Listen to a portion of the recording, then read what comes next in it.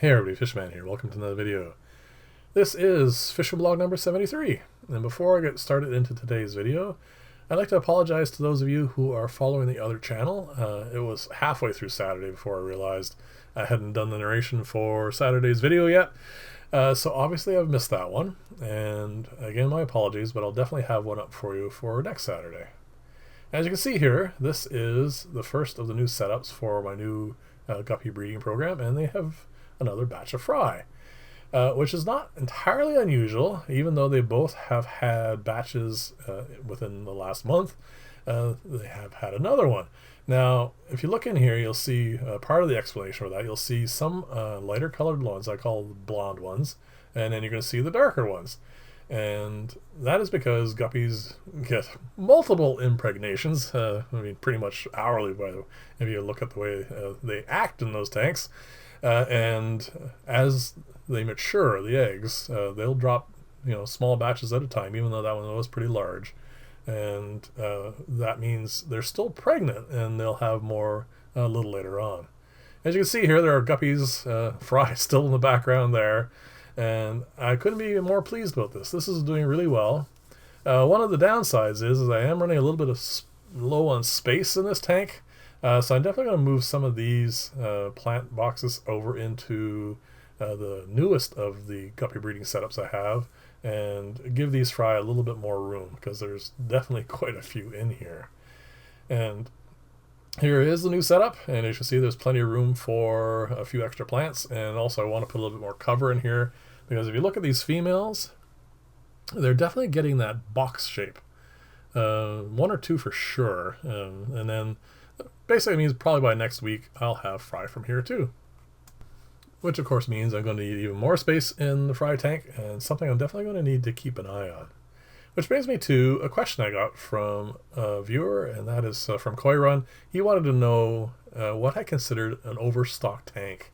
And this is definitely one. This is my Pleco breeding tank, and as you can see, there are quite a large number of fish in here. Now, the overstocked concept for this is not so much the fact that the water is a little cloudy. That is more because I'm switching over from one style of feeding to another, and the filtration systems just simply haven't caught up yet. The fish in there are healthy and active, and there's no excess algae or anything, but I do find in tanks, especially guppy tanks like this one here, I would consider this overstocked, even though the filtration system, the plants, everything looks healthy. But what happens is there are other things that you can't really see, and just a simple pressures of population can sometimes slow down how quickly a fish will grow. And also, in the case of guppies, I find they drop a lot less fry when they are in a situation where there's a lot more fish like that. Now, these guys here are just really excited. There's a ton of room in there, and I don't think they're really overcrowded yet, but it definitely could get that way. Now, this is just a quick look at a tank that you can also consider to be overcrowded, simply because there's just two really large fish in here. But the reason why I'm showing this, of course, is I wanted to show you that the female Borlai is now doing much better. She shouldn't have had two batches of fry so close together. Unfortunately, there aren't a whole lot of places I can put her, and if I were to put her back in there right now, she'd have another batch, so I'm going to keep her here for a little while. Speaking of fry and eggs and stuff, these guys have stopped spawning. I'm not entirely sure why yet.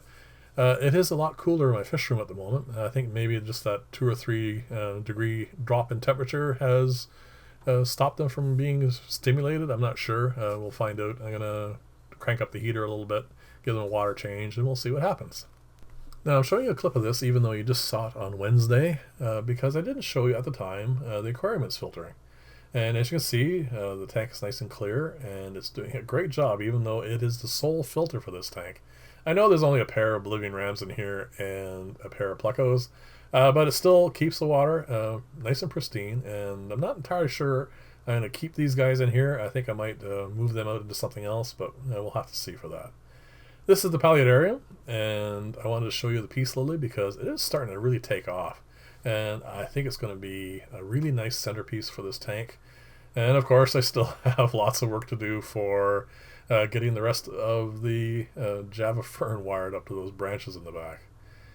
Now I wanted to show you this, even though I showed it to you last week, because I don't think the hornwort is actually growing very much. I know there's not a whole lot of needles in here. It's not shedding them or anything, but I honestly don't think it's actually growing. It seems to be almost like in a state of stasis. But I'm going to leave it here for a few more weeks, and we'll see how that all ends up. I'm finally getting my act together on the ratios between hay and water and everything else for these cultures. So the 6 on the left are now quite stable, and I'm using them to keep the population of the 3 things that I care about in this up nice and high, and that of course is the Cyclopses, Daphnia, and Seed Shrimp. And the ones on the right are mostly Paramecium, but I found there's some Cyclopses in there and a few other things as well. But I'm mostly trying to keep those so I can feed the other ones. And so far it's all doing really quite well. So hopefully we'll get to the point where that is something I can move up to a tank size. And here we are at the indoor pond. Now these two are not doing what I hoped they would do.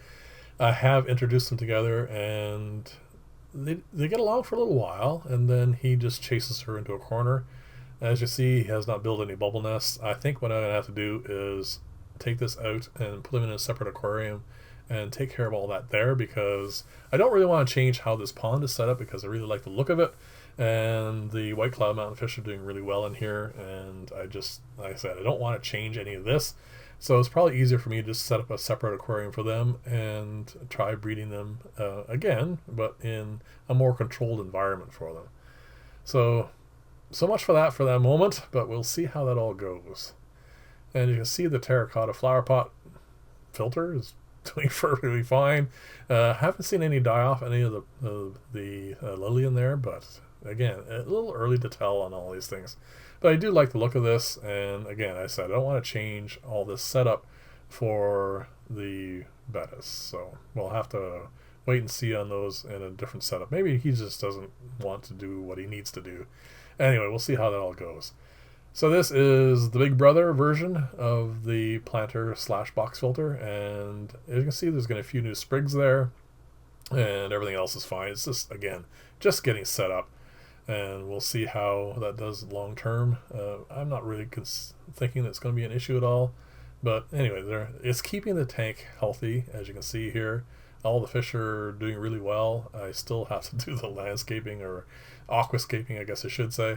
But again, there's just so many things on the go, which also means I have another project, of course, and I'm working on that at the moment. I'm going to let you guys know about that on Wednesday. It's probably going to be Wednesday's video. We'll see how it goes between now and then. Here's the little brother version of it, and it is definitely sending out lots of new sprigs, so it doesn't take long for these filters to take off, and once they do, they really do supply a lot of really good filtration for something. And even though you can see just on the far left there a stack for a box filter, that one's going to come out. I want these to be solely filtered by these 2 filters, and then we'll see how it does on such a large aquarium. So anyway, thank you very much for watching. Definitely leave comments, let me know what you think about things, and we're going to end up here with a clip of Ripley. And again, thank you very much for watching. I'll see you in the next video, and bye for now.